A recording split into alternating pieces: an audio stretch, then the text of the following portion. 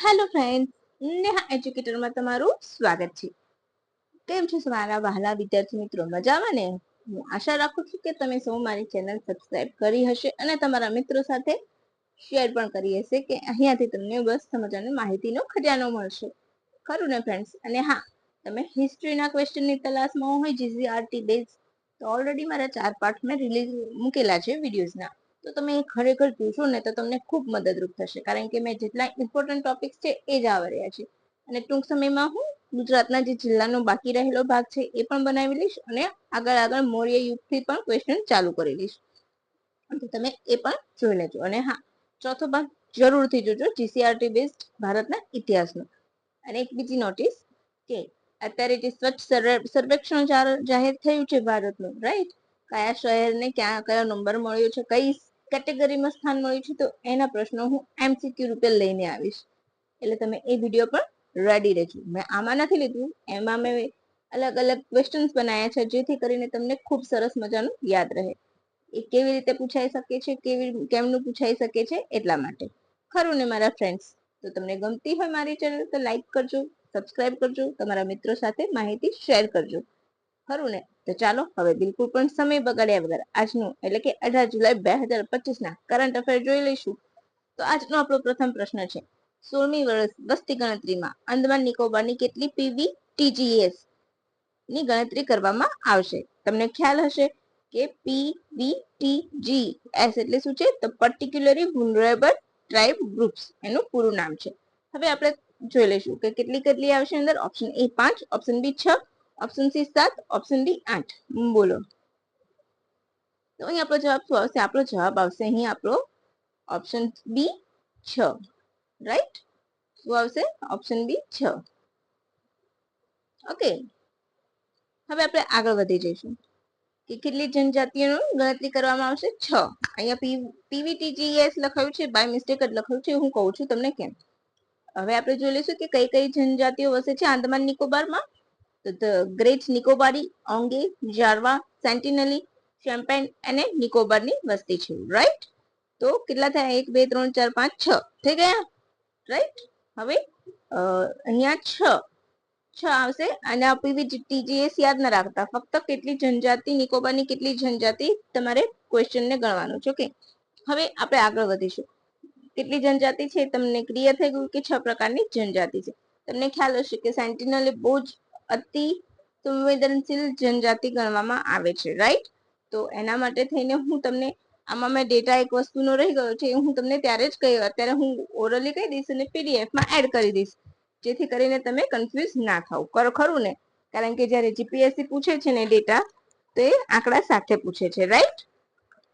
તો હું તમને આંકડા પણ પીડીએફમાં પ્રોવાઈડ કરાવી દઈશ. તો ચાલો હવે આગળ વધીશું. નિકોબારી સિવાયની બધી જ પીવીટીજીએસમાં આવે છે. પીવીટીજીએસ શું છે? તો પર્ટિક્યુલરલી વલ્નરેબલ ટ્રાઇબ્સ ગ્રુપ, એટલે કે જે અતિ આદિમ જનજાતિ કહેવાય છે એ, બરાબર. એ લોકો કેવા હોય છે? તો હજુ પણ બહુ જ પછાત હોય છે, રાઈટ. સંવેદનશીલ માનવામાં આવે છે, એમને જલ્દીથી આવે. જેમ કે સેન્ટિનેન્ટલ પ્રજાતિ છે તો જલ્દી એ રોગગ્રસ્ત થઈ જાય છે એવું માનવામાં આવે છે. હમણાં જ એક અમેરિકન નાગરિકને એમણે પકડીને મારી કાઢ્યો હતો. કેમ? તો એણે અવૈધ રીતે મુલાકાત લીધી હતી, અને ત્યાં જવા માટે પણ તમારે મુલાકાત લેવી હોય તો સરકારની પરમિશન જોઈએ છે, અને મોસ્ટલી જે મળતી નથી, બરાબર. પહેલા તેઓએ પ્રિમિટિવ ટ્રાઇબલ ગ્રુપ્સ તરીકે ઓળખાતા હતા. 2006માં ભારત સરકારે નામ બદલીને પીવીટીજીએસ નામ આપ્યું છે. હાલ ભારતમાં કેટલી છે પીવીટીજીએસ? તો 75 છે. એમાંથી ગુજરાતમાં 5 છે. એ યાદ રાખજો. કઈ ગુજરાતની? કોલઘા, સિદ્દી, પઢાર, કાથોડી, કોટિયાવાડ, બરાબર. એટલા એના છે.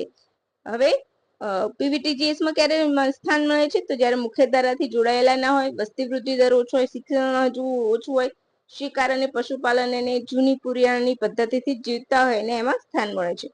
હવે તમારે એક વસ્તુ યાદ રાખવાની છે, બરાબર. આ લોકોની સંખ્યા પીવીટીજીએસ ની 1931 બાદ પ્રથમ વખત જનગણના થશે. હવે ગ્રેટ આંદમાની એમાં કેટલા છે? 43 લોકો છે, બરાબર. એમની જનસંખ્યા 43 છે. ઓંગે તો 96 છે. જારવા તો 380 છે. સેન્ટિનેન્ટલ તો એની હજુ બહુ ઓછી છે, કારણ કે બહુ જ સંવેદનશીલ છે, તો એની હજુ ગણતરી હાથ નથી ધરી. અને શેમ્પેન તો મૂંગ એટલે જ વિશેષતા ધરાવે છે અને નિકોબારી 27,000 છે. આટલા આંકડા મારી પાસે આવ્યા છે એ મેં તમને આપ્યા છે. હજુ પણ હું ટ્રાય કરીશ કે મારી પાસે બાકી રહ્યા છે એના આંકડા મળી જાય તો હું તમને એ પણ પ્રોવાઈડ કરી દઈશ પીડીએફમાં. ક્લિયર? એટલે તમે બિલકુલ પણ કન્ફ્યુઝ ના થતા. આટલા આંકડા તો તમારે યાદ રાખવાના જ છે. બરાબર? હવે આપણે આગળ વધી જઈશું બીજા પ્રશ્ન તરફ.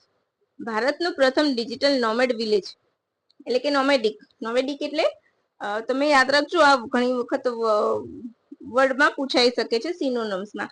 જે ભટકતું જીવન જીવતા હોય એને નોમેડિક કહેવાય છે. રાઈટ? તો નોમેડિક વિલેજ તરીકે કયા ગામને જાહેર કરવામાં આવ્યું છે? ઓપ્શન એ યાકટેન, ઓપ્શન બી ધજ, ઓપ્શન સી મસાલી, ઓપ્શન ડી એક પણ નહીં. બોલો. હવે મેં તમને ઓપ્શન જે મૂક્યા છે ને હું તમને પહેલા આનો જવાબ કહી દઉં છું કે આપણો જવાબ અહીંયા શું રહેશે? તો આપણો જવાબ આવશે ઓપ્શન એ યાકટેન. રાઈટ? સિક્કિમનું ગામ છે, પાક્યોંગ જિલ્લામાં આવેલું છે. રાઈટ? તો આપણે પહેલા ધજ વિશે જોઈ લઈશું. તો પ્રથમ ઇકો વિલેજ છે, સુરતના માંડવીમાં આવેલું છે. રાઈટ? ભારતનું પ્રથમ ઇકો વિલેજ. મસાલી, તો મસાલી શું છે?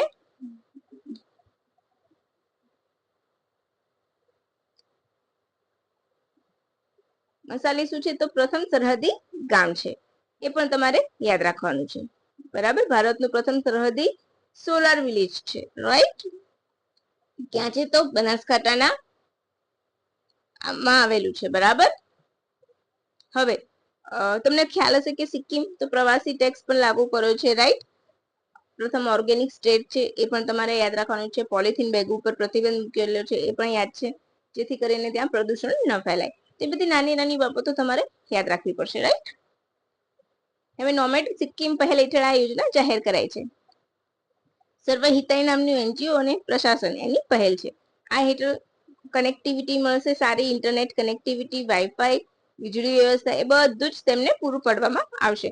અને જે કેવું કહેવાય દૂરસ્થ સ્થળ હોય છે, સસ્ટેનેબલ રિમોટ વર્કિંગ હબ તૈયાર કરશે ત્યાં. અને ઓફ સિઝનમાં પણ એ લોકોને રોજગાર મળી રહે તેવા કાર્ય કરવામાં આવશે. પછી એક મોસ્ટ ઇમ્પોર્ટન્ટ ક્વેશ્ચન, આ તમે ક્યાંય નહીં જોયો હોય ક્વેશ્ચન, પરંતુ બહુ જ અગત્યનો પ્રશ્ન છે, ધ્યાનથી કરજો. બહુ જ મસ્ત મજાનો પ્રશ્ન છે, તમારે ધ્યાનથી કરવો તો પડશે જ. અને આ ક્યાંય નહીં આવે એની હું તમને ગેરંટી આપું છું.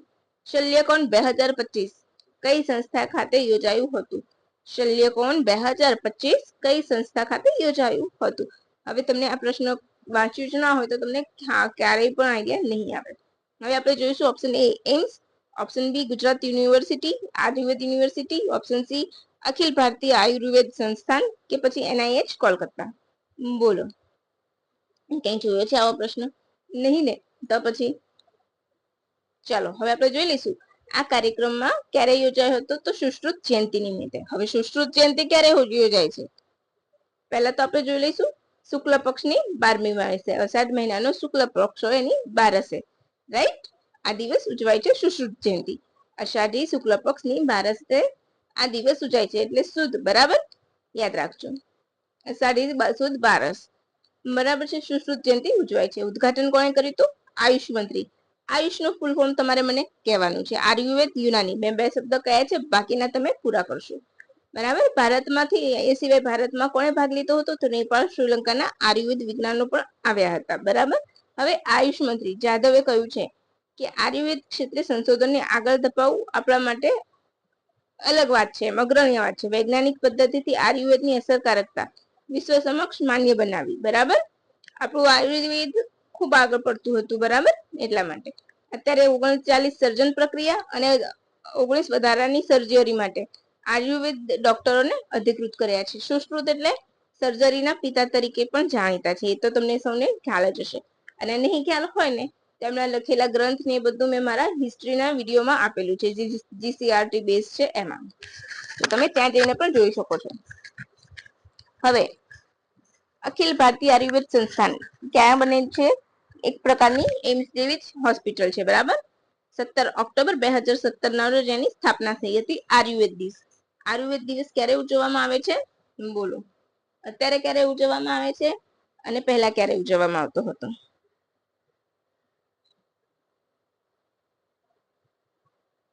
બોલો. ખ્યાલ છે?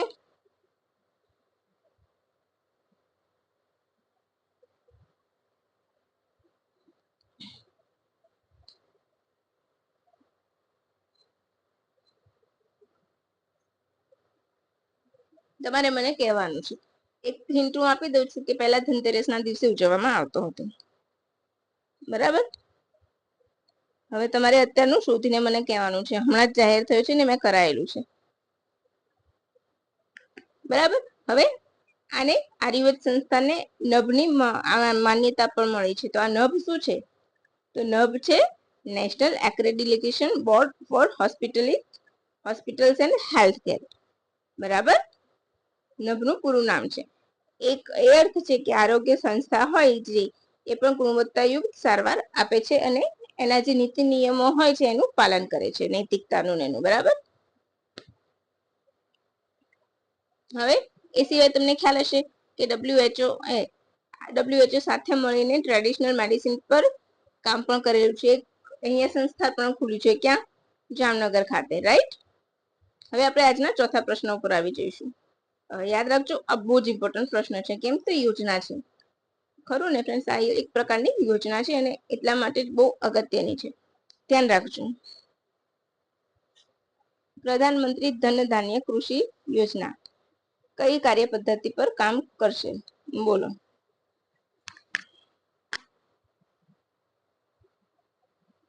ઓપ્શન એ આકાંક્ષી જિલ્લા, option B blue revolution, option C green revolution, option C ગોળ ક્રાંતિ. આ બધી ક્રાંતિ તમારે મને કહેવાની છે. કઈ ક્રાંતિ માટે કયું થાય છે? બરાબર.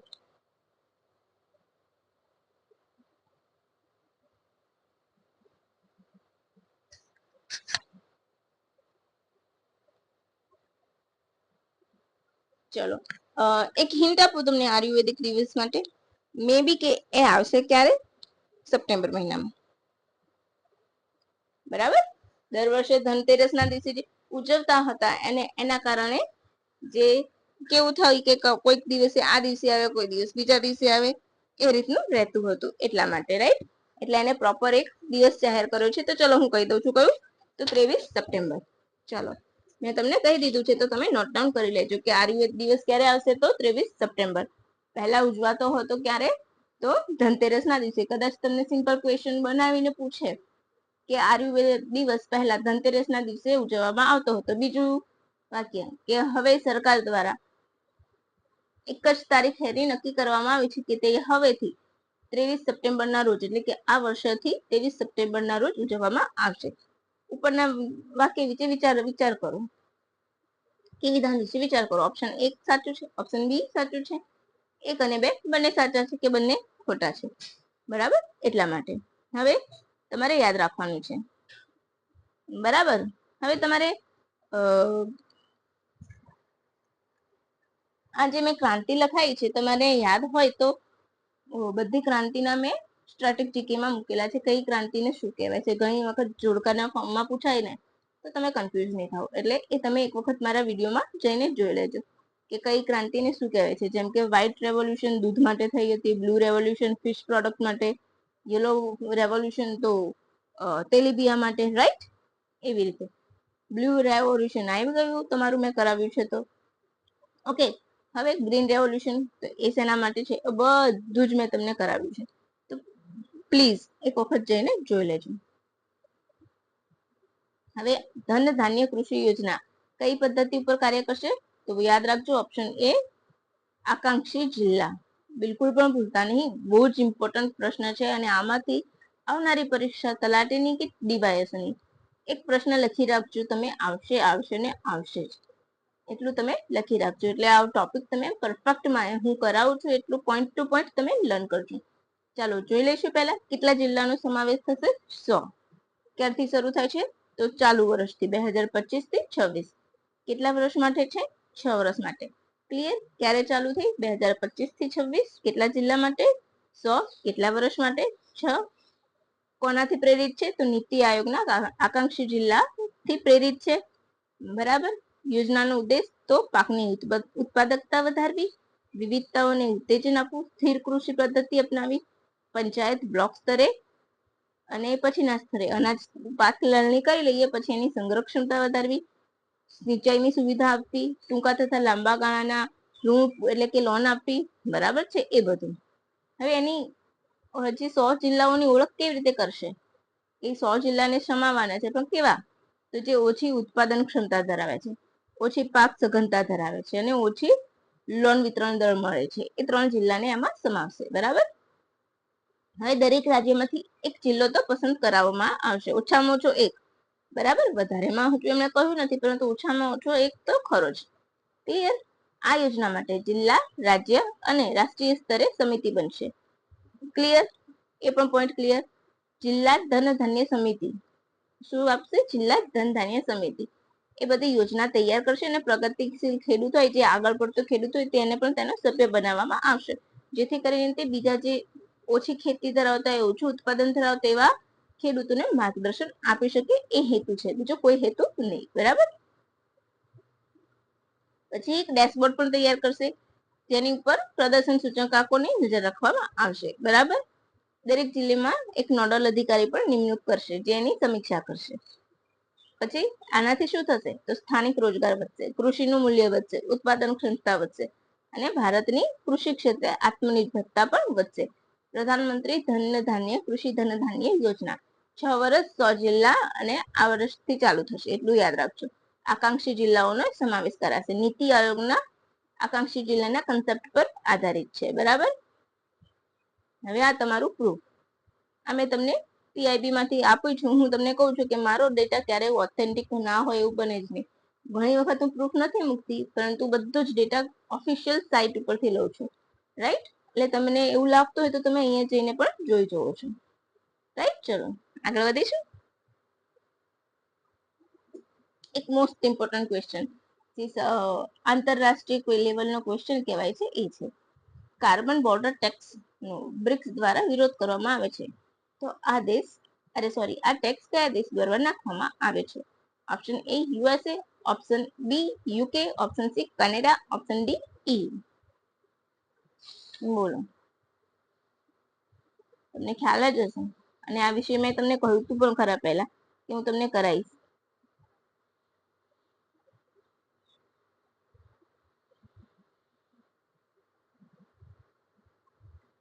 બોલો શું આવશે?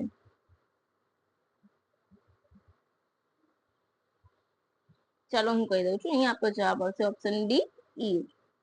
શું આવશે? ઓપ્શન ડી ઈ. બરાબર. ઈયુ એટલે યુરોપિયન યુનિયન. એના ચેરમેન કોણ છે અત્યારે?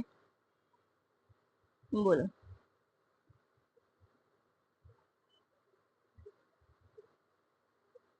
એ જે ભારતની મુલાકાતે આવ્યા હતા, હેડ એમના કહી શકીએ. Right. Ursula von der Leyen. Right. યાદ રાખજો નામ. Ursula von Leyen Leyen. Right. થોડું અટપટું નામ છે, પણ યાદ રાખજો. અચ્છા, ઈયુ ની વાત આવી તો હમણાં જ આપણે 2 દિવસ પહેલા શીખ્યા હતા કે ઈયુ નો યુરોઝોનમાં જોડાનારા 21મો સભ્ય દેશ કોણ બન્યો? તો 21મો દેશ બન્યો છે બુલ્ગેરિયા. યાદ રાખજો. હવે ઈયુ એ 2023 થી CBAM એટલે કે કાર્બન બોર્ડર એડજસ્ટમેન્ટ મિકેનિઝમ લાગુ કર્યું છે, જે કાર્બન ટેક્સનો એક પ્રકાર છે. રાઈટ. એટલે એ શું કરશે? તો જે બીજા દેશમાંથી આયાત કરે છે એ વસ્તુ ઉપર જે પ્રમાણે કાર્બન હશે એ પ્રમાણે ટેક્સ નાખશે, ઇમ્પોર્ટ ડ્યુટી કરશે. રાઈટ. એટલે કે જેટલો વધુ કાર્બન એટલો વધુ ટેક્સ. અને બ્રિક્સ દેશો એટલા માટે વિરોધ કરી રહ્યા છે. એમનું એવું કહેવું છે કે વિકસિત દેશોને વિકાસશીલ દેશોને આનાથી નુકસાન થશે. રાઈટ. એટલા માટે. હવે ઈયુ કેમ આમ કરી રહ્યું છે? તો ઈયુ એ ફિટ ફોર 55 એને 2013 નો ઘટક શરૂ કર્યું, ના ઘટક તરીકે એને શરૂ કર્યું છે. તો વોટ ઇઝ ફિટ ફોર 55 શું છે? તો 2030 સુધીમાં 55% કાર્બનનો ઘટાડો કરી લેવો. રાઈટ. 2 ફેઝમાં લાગુ પડશે. તો 2 ફેઝ કયા છે? તો ટ્રાન્ઝિશન ફેઝ અને ડિફિનેટિવ ફેઝ. હવે તમારે આટલું બધું ડિટેલ કરવાની જરૂર નથી, પરંતુ તો પણ હું તમને કહી દઉં છું કે 2 ફેઝ તમારે યાદ રાખવાના, એમાં વધારે ડિટેલમાં જરૂર નથી. બરાબર. હવે આપણે થોડાક ઇમ્પોર્ટન્ટ પોઈન્ટ જોઈ લઈએ. તમને ખ્યાલ હશે કે આજકાલ કાલસનભાઈના નસીબ બહુ ખરાબ ચાલી રહ્યા છે, હે ને? કેમ? તો હમણાં જ ડી કુકેશના હાથે હારી ગયા, અત્યારે આર પ્રજ્ઞાનંદના હાથે હારી ગયા. રાઈટ.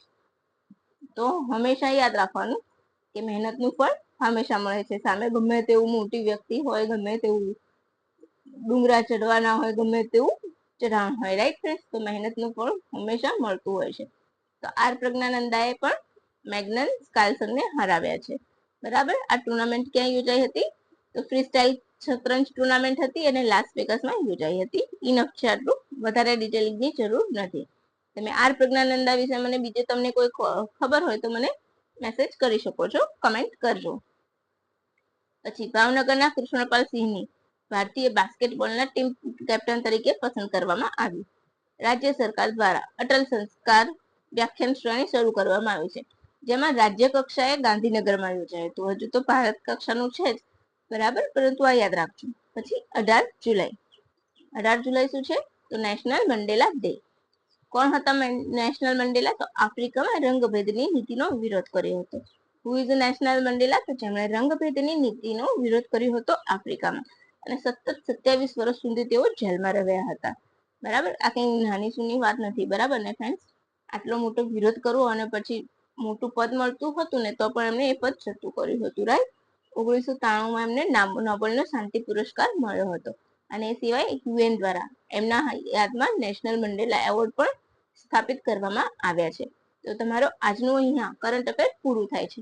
અને તમને ખરેખર મજા આવી હોય ને તો એક કમેન્ટ કરતા જજો ફ્રેન્ડ્સ, કે ના ખરેખર મને ઇન્સ્પિરેશન મળે છે જ્યારે તમે કમેન્ટ કરો છો ને, તો મને એમ લાગે છે કે ના, હું મહેનત કરું છું ને એનું ફળ મને મળી રહ્યું છે પૂરેપૂરું. આનાથી મને તો કંઈ ફાયદો નથી. હા, ઓફકોર્સ તમને જરૂર ફાયદો થશે આ એક્ઝામમાં આવશે તો. અને કોઈ જ ડેટા ખોટો નથી મારો, એટલું પણ તમે યાદ રાખજો. કારણ કે બધો જ હું ઓથેન્ટિક જે ડીડી ચેનલ હોય છે, આપણી જે સમાચારની ન્યૂઝ ચેનલ્સ છે, જે પીઆઈબી છે, સરકારના ઓફિશિયલ એકાઉન્ટ છે, એ બધામાંથી હું ડેટા આપું છું તમને. તો તમે ખોટું હશે એના વિશે નિશ્ચિંત થઈ જજો, બરાબર. હવે આપણે આજનો પ્રશ્ન જોઈએ. Which Indian states population celebrated the annual vibrant dance festival Shad Suk Mynsiem? Option A Tamil Nadu, option B Himachal Pradesh, option C Meghalaya. બોલો. તો અહીં આપણો જવાબ શું આવશે? Option C Meghalaya. શું આવશે? ઓપ્શન સી મેઘાલય આવશે, બરાબર. ઓપ્શન સી મેઘાલય આવશે. શું આવશે? Option C Meghalaya. હવે કોણ ઉજવે છે? તો મેઘાલયમાં ખાસી જનજાતિ દ્વારા એપ્રિલ મહિનામાં ઉજવવામાં આવે છે. તો બસ તમારા માટે આટલું જ આજે રાખીશું, પછી ફરીથી મળીશું. અને હા, હું મોસ્ટલી મોટા ભાગે જેમ બનશે એમ ઓફિશિયલ જે સાઇટ હોય છે એની ઉપર જેટલો પણ ડેટા અવેલેબલ હોય છે અને ક્વેશ્ચન્સ અવેલેબલ છે એ બધા જ હું રોજ 1 બાય 1, રોજ નહીં તો આંતરે દિવસે પણ મૂકીશ, જેથી કરીને તમારું કલા, સાહિત્ય, વિજ્ઞાન નો ક્ષેત્રમાં જે ક્વેશ્ચન્સ આવતા હોય છે એ તમારા ક્લિયર થઈ જશે. ઘણી વખત બેઠા આમાંથી આવતા હોય છે, એટલે આ તમે નોટ ડાઉન કરી લેજો, બરાબર. હવે ફ્રેન્ડ્સ, તમને ગમ્યું હોય તો લાઈક કરી દેજો, શેર કરી દેજો, સબસ્ક્રાઇબ કરજો મારી ચેનલ, અને બેલ આઇકોન જરૂરથી પ્રેસ કરજો. અને હા, વિડીયોની પીડીએફ તમને હું નીચે શેર કરી દઈશ. Thank you for watching my video friends, and have a good day. By friends.